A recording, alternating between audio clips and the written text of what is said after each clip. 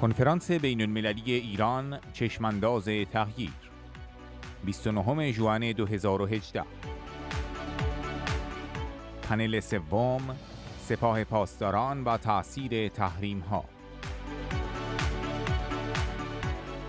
Alors, nous sommes quelques-uns à être convaincus que l'accord de juillet 2015 a été un mauvais accord.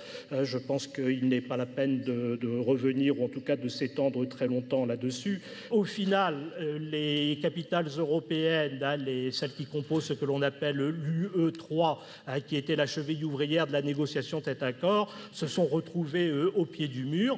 Soit, finalement, on mettait sous un mouchoir les reproches qui étaient adressés à Téhéran en matière de prolifération balistique, en matière de déstabilisation du Moyen-Orient, et puis on en revenait purement et simplement à justifier un statu quo qui n'existe pas sur le terrain. Soit la phase suivante, c'était la mise en place de sanctions, alors peut-être pas au titre du non-respect de l'accord de juillet 2015, puisque grosso modo on estime qu'il est à peu près respecté, mais que le véritable problème c'est que cet accord n'est pas complet, c'est que c'est un mauvais accord, mais en tout cas des sanctions au titre du programme balistique d'une part, et puis d'autre part de la déstabilisation du Moyen-Orient.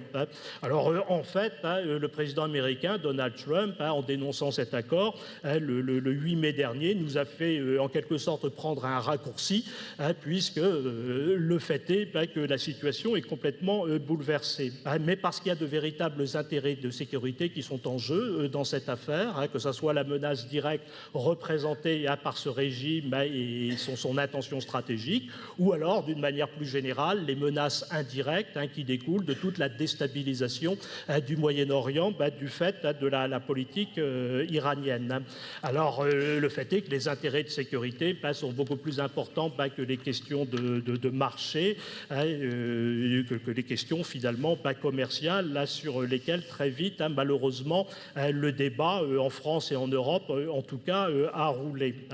Donc, il doit y avoir des sanctions. Il faut parvenir à des sanctions qui, à minima, concernent le programme balistique, comme je l'ai dit, concernent donc toute la politique de déstabilisation du Moyen-Orient.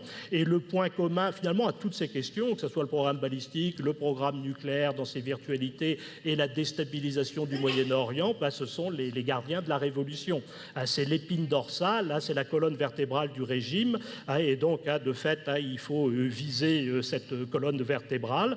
Ça pose ipso facto la question du régime, du changement de régime. So, and Link, it's good to see you, and let me also thank the organizers. In terms of the Annex 2, I would just add one footnote. Annex 2 was one of a number of fatal flaws of the JCPOA, and we could spend the entire session on what those flaws were, including ineffective verification, allowing Iran to pursue advanced centrifuges, failure to cover missiles, failure to deal with the potential military activities that were uncovered by the IAEA. We could go on, but I think that's behind us because on 8 May, President Trump made what I consider to be the correct and very courageous decision to leave the JCPOA. In terms of your question, Link, on sanctions and whether sanctions work, my answer would be sanctions can work. Sanctions can work if they're part of a broader strategy. I think it's also essential to note that sanctions work best when they're coupled with support of the people, in this case, the Iranian people. The regime has tried to portray sanctions as directed against the Iranian people. But you can see from the protests that have occurred over the past years that the Iranian people simply aren't buying that line. They understand what the cause is, and they appropriately put the blame on the Iranian regime. This is a regime that they know has mismanaged the natural resources of Iran, has spent billions, if not tens of billions, on misadventures in Syria, in Lebanon, in Yemen, and to support terrorist proxies. This is a regime that is corrupt to the core.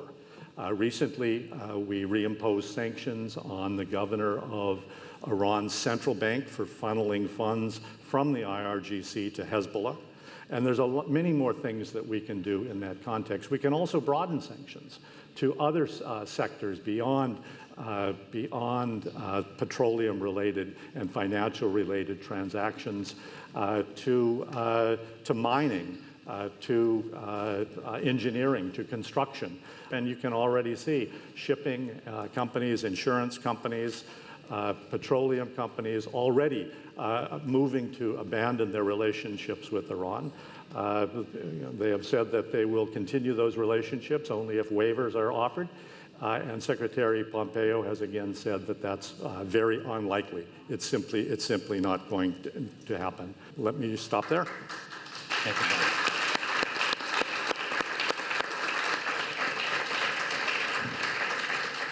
Well, thank you. Thank you for having me, and thank you for having me at this panel.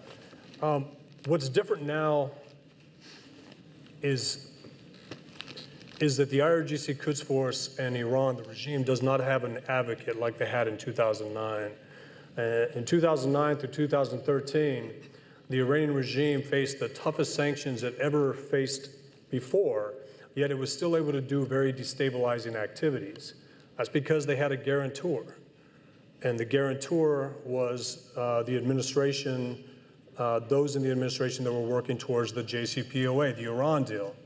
There were overtures back and forth between the Supreme Leader and the Obama administration to show us you're serious. The ask was made to the United States first, show us you're serious. So we started releasing IRGC Quds Force operatives in Iraq that we never would have released before because they had American blood on their hands and they had Iraqi blood on their hands. But we started releasing them, and they were the ones that Qasem Soleimani was asking for. Despite the sanctions, the IRGC Quds Force was able to conduct some very destabilizing activities in Iraq, Lebanon. Annex 2 of the JCPOA was the giveaway. It made the JCPOA a bad deal, an imperfect one if we want to take that language. It basically reactivated the IRGC Quds Force's operational and logistical terror networks. It delisted banks, it delisted individuals. So what's different this time is that the president walked away from the Iran deal because of what the IRGC Quds Force was doing. That is all gone now. Annex 2, we're going to start looking at sanctioning entities like Satad, the Supreme Leader's personal fortune of almost $190 billion. Like you said, sanctions aren't enough. What we should do also is highlight Qasem Soleimani's personal fortune, the Basij commander's personal fortune, the Supreme Leader's personal fortune.